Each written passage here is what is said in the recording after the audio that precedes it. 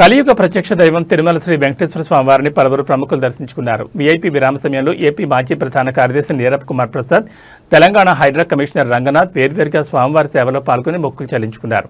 దర్శనానంతరం వీరికి రంగనాయకుల మండపంలో వేద పండితులు వేదాశీర్వచనం అందించగా ఆలయ అధికారులు స్వామివారి తీర్థ ప్రసాదాలు అందజేశారు.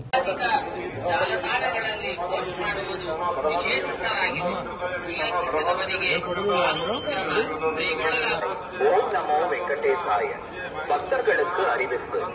திருமலையில் அரசியல் எதிர்ப்புக்குரிய காட்சிகளை உருவாக்கி சமூக ஊடகங்களில் பதிவிடுவது கடுமையாக தடை செய்யப்பட்டுள்ளது. விதிமுறைகளை மீறினால் சட்டப்படி நடவடிக்கை எடுக்கப்படும் என திருமலை திருப்பதி தேவஸ்தானம்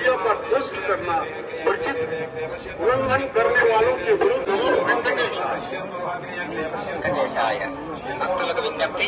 తిరుమల క్షేత్రం నందు రాజకీయ ప్రసంగాలు చేయడం మరియు అభ్యంతరకరమైన రీల్స్ చేయడం, సామాజిక మాధ్యమాల్లో పోస్టు చేయడం నిషిద్ధం.